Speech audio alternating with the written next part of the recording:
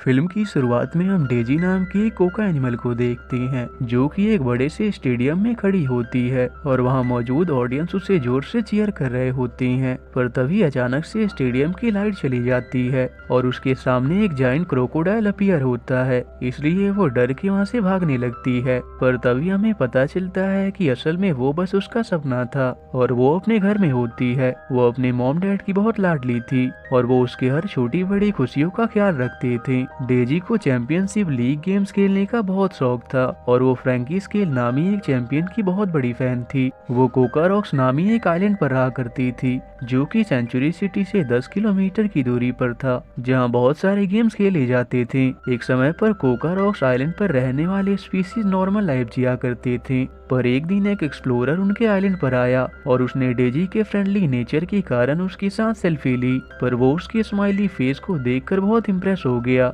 जिसके बाद से कोका स्पीसीज अपने स्माइली फेस के कारण बहुत प्रसिद्ध हो गए और उनके मर्चेंडाइज भी खूब बिकने लगे। कोकास इतने क्यूट हुआ करते थे कि वो सभी टूरिज्म में काम करने लगे, जहां वो सभी बाकी स्पीसीज की खुशी के लिए उनके साथ सेल्फीज लिया करते थे। और डेजी के पेरेंट्स इस टूरिज्म इंडस्ट्री के हेड के तौर पर इसे संभाला करते थे। डेजी जब छोटी थी तब पहली बार उसने टीवी पर वर्ल्ड स्केरियस्ट गेम नाम के एक खेल को देखा जो कि सेंचुरी सिटी में हुआ करता था। उसे वो खेल बहुत अच्छा लगने लगा और इसी खेल की वजह से वो फ्रैंकी की बहुत बड़ी फैन हो गई। उसका सपना था कि एक बार वो खुद भी उस खेल में हिस्सा ले और उसे जीत कर ये साबित कर सके कि वो बाकियों से कितनी अलग है। इसलिए वो अक्सर उस शो में जाने के लिए प्रैक्टिस किया करती थी, पर इस दौरान काफी बार गिरने के बाद भी उसने हार नहीं माना। उसके पेरेंट्स को भी उसके गेम के ऑब्सेशन का पता होता है, इसलिए वो उसकी खुशी के लिए सेंचुरी सिटी की एक फेरी टिकट लाते हैं, जिसे पाकर डेजी बहुत खुश होती है क्योंकि अब वो फाइनली अपने सपने को पूरा कर सकती थी। पर उसके मॉम डैड चाहते थे कि वो भी उन्हीं की तरह उनके टूरिज्म इंडस्ट्री का हिस्सा बने,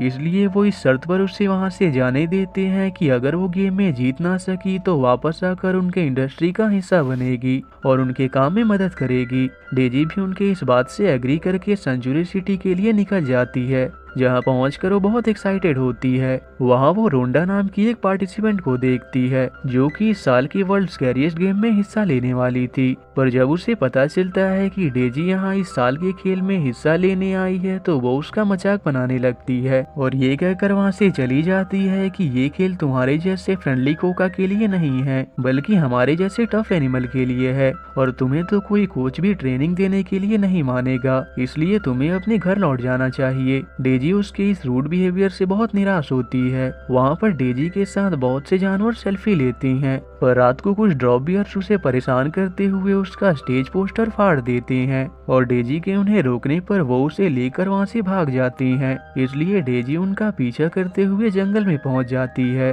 वहाँ वो ये देखकर चौंक जाती है कि कुछ ड्रॉप बियर्स से क्रोकोडाइल को परेशान कर रहे थे और वो उसकी ट्रॉफी को तालाब में फेंक देती हैं, लेकिन वो क्रोकोडाइल उन्हें दूर भगाते हुए अपना ट्रॉफी वापस तालाब से निकाल लेता है। पास आकर देखने पर उसे पता चलता है कि वो क्रोकोडाइल कोई और नहीं बल्कि उसका आइडल फ्रैंकी स्केल था जो कि 5 बार वर्ल्ड स्केरियस्ट गेम का चैंपियन रह चुका था। यहाँ डेजी हमें बताती है कि बहुत सालों पहले फ्रैंकी अपने अचीवमेंट के कारण बहुत पॉपुलर हुआ करता था, पर एक दिन फिनाले में उसका मुकाबला जेरी से हुआ और खेल के दौरान ही एक इंसिडेंट के कारण जेरी ऊंचाई से नीचे गिर गया, जिस वजह से उसका पैर टूट गया और वो फिर कभी चल नहीं सका। सभी इसका जिम्मेदार फ्रैंकी को मानने लगे और जो सभी एक समय पर फ्रैंकी को पसंद किया करते थे उन्होंने फ्रैंकी को हमेशा के लिए भुला दिया और साथ ही फ्रैंकी अपने फैमिली से भी अलग हो गया और इस तरह से उसका पूरा करियर तबाह हो गया। और तब से आज तक किसी को पता नहीं कि फ्रैंकी कहाँ और किन हालातों में रहता है, इसलिए डेजी उसे जंगल में देखकर बहुत हैरान और साथ ही खुश भी होती है। वो फ्रैंकी के पास जाकर खुद को इंट्रोड्यूस करती है और चैंपियनशिप लीग को जीतने के लिए उसे अपना कोच बनने को कहती है, पर फ्रैंकी उसे ट्रेनिंग देने से साफ इनकार कर देता है। डेजी की बहुत रिक्वेस्ट के बाद भी वो उसकी बात नहीं मानता, पर जैसे ही डेजी उसे ये बताती है कि रोंडा नामी क्रोकोडाइल भी इस खेल में हिस्सा लेने वाली है तो वो तुरंत मान जाता है और उसका कोच बनने के लिए राजी हो जाता है।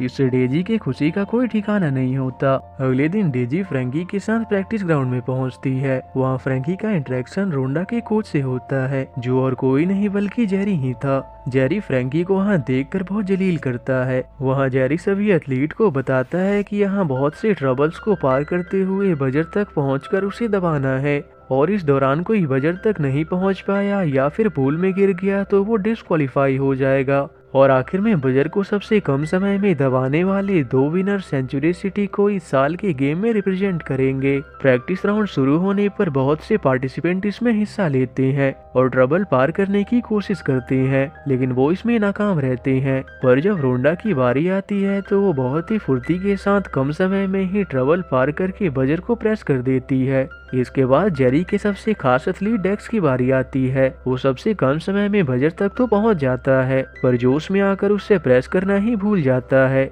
आखिर में डेजी की बारी आती है जिससे जेरी को बिल्कुल उम्मीद नहीं थी, पर डेजी के किए गए प्रैक्टिसेस के कारण वो देर से ही सही पर फाइनली बजर तक पहुंचकर उसे प्रेस कर देती है। पर जब फाइनली 2 एथलीट्स को चुनने की बारी आती है तो जेरी रोंडा और डेक्स को चुनता है। इससे डेजी बहुत निराश होती है, पर तभी वहाँ उस चैंपियनशिप गेम का प्रेसिडेंट आता है जिसका नाम ऑगस्ट होता है। वो जेरी से कहता है कि डेक्स इस गेम का सेकंड मेंबर नहीं हो सकता क्योंकि रूल के अनुसार गेम क्वालिफाई करने के लिए बजर को प्रेस करना जरूरी होता है, जबकि डेक्स ने ऐसा नहीं किया, इसलिए वो कभी भी इसके लिए क्वालिफाई ही नहीं हुआ। इसलिए डेजी कोका इस खेल के सेकंड मेंबर के रूप में चुनी जानी चाहिए। ये सुनकर डेजी बहुत खुश होती है, पर जेरी उसे बिल्कुल भी पसंद नहीं करता क्योंकि वो फ्रैंकी के साथ थी। अगले दिन वर्ल्ड स्कैरिएस्ट गेम का दिन आता है जिनमें 4 जगहों से 5 पार्टिसिपेंट को चुना जाता है, जिनमें डेजी और रोंडा के अलावा टाइरस पोलर, एडेविल और ड्रैगोमोडो शामिल थे।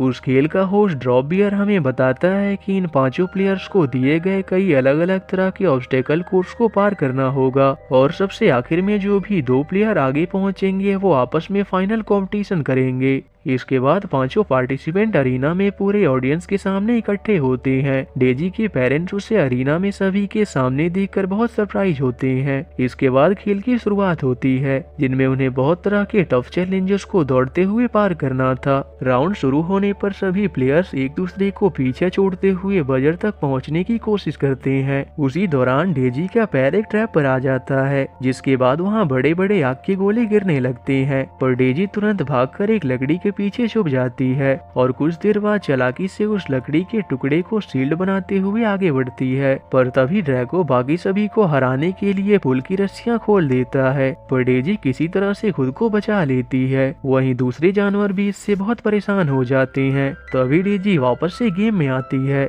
और बाकी जानवर भी जीतने की कोशिश जारी रखे हुए थे। भागते हुए डेजी एक खाई के पास आ पहुंचती है। तभी रोंडा भागते हुए अपना काबू खो देती है जिस वजह से वो दोनों नीचे लटक जाते हैं, पर किसी तरह से हिम्मत करके वो ऊपर आ जाते हैं। लेकिन उस राउंड में वो दोनों सबसे आखिर में रह जाते हैं। अंत में उस राउंड को ड्रैगोमोडो जीत जाता है, जिसका मतलब था कि अगर वो नेक्स्ट राउंड में अच्छा ना खेले तो चैंपियनशिप से बाहर हो जाएंगे। इस कारण से डेजी बहुत दुखी हो जाती है और वो अपने पेरेंट्स को कॉल करती है। उसके पेरेंट्स उसे हार ना मानते हुए पूरे लगन और मेहनत से प्रयास करने को कहते हैं। दूसरी ओर फ्रैंकी रोंडा को उदास देखकर उससे बात करने की कोशिश करता है, पर वो ऐसा नहीं कर पाता और रोंडा वहाँ से चली जाती है। तभी जेरी वहाँ आ जाता है जो उससे कहता है कि डेजी चैंपियनशिप लीग छोड़कर जा चुकी है। ये सुनने के बाद फ्रैंकी भागते हुए डेजी को रोकने जाता है। उसे सिर्फ देखकर लगता है कि डेजी ने हारने के कारण गेम को क्विट कर दिया, पर तभी उसकी नजर ग्राउंड में डेजी पर पड़ती है जिसे वहाँ प्रैक्टिस करता देखकर फ्रैंकी बहुत खुश होता है। वहाँ डेजी उसे बताती है कि मैं मैच के दौरान बहुत डर गई थी क्योंकि इतने मुश्किल हर्डल्स मैंने पहली बार फेस किया था, इसलिए मैं नर्वस हो गई थी और पीछे रह गई। डेजी की बातों को सुनने के बाद फ्रैंकी उसे अपनी देखरेख में उसकी प्रैक्टिस की शुरुआत करता है और उसे पूरी लगन से कोशिश जारी रखने के लिए मोटिवेट करता है। और काफी प्रयास के बाद डेजी हर्डल्स को पार करने में एक्सेल करने लगती है और इस कारण से वो चैंपियनशिप लीग में भी इस बार बहुत अच्छा परफॉर्म करती है, जिसके बाद धीरे धीरे सभी के बीच वो बहुत पॉपुलर होने लगती है। वहीं एक रात डेजी फ्रैंकी के हाथ में रोंडा की बचपन की तस्वीर देखती है। दूसरी ओर डेजी की शानदार परफॉर्मेंस के कारण टाइरस और एडेविल गेम से बाहर हो जाते हैं। और अब डेजी का मुकाबला सिर्फ ड्रैगो और रोंडा से था। पर अगले राउंड में वो उन्हें भी पीछे छोड़ते हुए बजर को प्रेस कर देती है, जिस वजह से उसके साथ ही रोंडा को भी बहुत खुशी होती है, क्योंकि उसकी वजह से उसका सेंचुरी सिटी भी बहुत फेमस हो चुका था। इसके बाद डेजी का मुकाबला फाइनल में ड्रैगो के साथ होने वाला था, पर फ्रैंकी को यकीन था कि डेजी फाइनल में भी अपनी परफॉर्मेंस से ड्रैगो को पीछे छोड़ देगी। वहीं उसी रात डेजी फ्रैंकी को रोंडा की याद में उदास होते देखता है, इसलिए वो फ्रैंकी से कहती है कि मुझे शुरू से पता था कि रोंडा आपकी बेटी है। असल में फ्रैंकी रोंडा का कोच बनने के लिए भी इसलिए मान गया था ताकि वो इस तरह से एक बार अपनी बेटी रोंडा को देख सके, क्योंकि एक समय पर जब सभी लोग फ्रैंकी के अगेंस्ट हो गए थे तब वो जानबूझकर अपने वाइफ और डॉटर से अलग हो गया ताकि उन्हें भी उसकी वजह से वो सब फेस ना करना पड़े जो उसने किया था। ये सुनने के बाद डेजी उसे समझाती है कि एक बार आपको अपनी डॉटर रोंडा से इस बारे में बात करनी चाहिए, पर फ्रैंकी को डर था कि कहीं रोंडा भी उसे बाकियों की तरह हेट ना करने लगे। इस वजह से वो इसके लिए कभी भी हिम्मत जुटा नहीं सका, पर उनकी ये सारी बातें वहीं रोंडा छुपकर सुन लेती है, जिससे वो भी बहुत सरप्राइज होती है। इसके बाद फाइनल राउंड का दिन आता है, जहां डेजी और ड्रैगो मुकाबले के लिए आमने सामने होती हैं। राउंड शुरू होने पर ड्रैगो डेजी को पीछे छोड़ने की पूरी कोशिश करता है, पर डेजी भी उससे कड़ी टक्कर देती है। उस राउंड में उन्हें मुश्किल स्टेप से होते हुए लावा वाटरफॉल को पार करना था, पर ड्रैगो उसे धोखे से हराने की कोशिश करता है, पर वो इसमें नाकाम रहता है। सेंचुरी सिटी के सभी निवासी डेजी के लिए चीयर कर रहे होते हैं और डेजी भी आखिर में ड्रैगो को पीछे छोड़कर बजर तक पहुंचने वाली होती है, इसलिए इससे गुस्सा होकर ड्रैगो उसकी तरफ एक मसाल फेंक देता है, पर इस कारण से वहां धीरे धीरे आग फैलना शुरू हो जाता है। इससे स्टेडियम में अफरा तफरी शुरू हो जाती है और सभी ऑडियंस वहां से भागने लगती हैं। ड्रैगो भी वहां से बचकर भागने वाला होता है, पर ऑगस्ट उसे बेहोश कर देता है। वहां आग लगने से बहुत से दर्शक स्टेडियम में ही फंसे होते हैं, इसलिए डेजी उनकी मदद करने का फैसला करती है और अपनी समझदारी दिखाते हुए सभी को बारी बारी से वहां से निकाल देती है। पर जब रोंडा डेजी को वापस लाने जाती है तभी उसके ऊपर एक बड़ा सा लकड़ी का टुकड़ा गिरने वाला होता है, लेकिन सही समय पर फ्रैंकी उसे बचा लेता है। वहाँ रोंडा फ्रैंकी को बता देती है कि वो सब कुछ जान चुकी है और पहली बार वो फ्रैंकी को डैड कहकर पुकारती है। उठने में वहाँ एक एक्सप्लोजन होता है और वो डेजी को बेहोशी की हालत में देखते हैं और आंखें खुलने पर डेजी खुद को दूसरी जगह पाती है, जहाँ ट्रीटमेंट के बाद अब वो पहले से बहुत बेहतर हो चुकी थी। वहाँ जेरी, फ्रैंकी और रोंडा भी होते हैं और उसे पता चलता है कि ड्रैगो को उसके कारनामों के कारण अरेस्ट कर लिया गया है। डेजी को फिर भी इस बात का बहुत दुख होता है कि वो कंपटीशन को जीत ना सकी, पर जैसे ही वो बाहर आती है तो उसे पता चलता है कि अब सभी उसके काम के कारण उसे बहादुर मानने लगे थे और उनकी नज़र में डेजी उनके लिए विनर बन चुकी थी। इससे डेजी बहुत इमोशनल हो जाती है और इसी के साथ ये मूवी यही एंड हो जाती है। तो अगर आपको ये वीडियो अच्छा लगा हो तो इसे लाइक करें और ऐसे ही और स्टोरीज के लिए चैनल को सब्सक्राइब करें।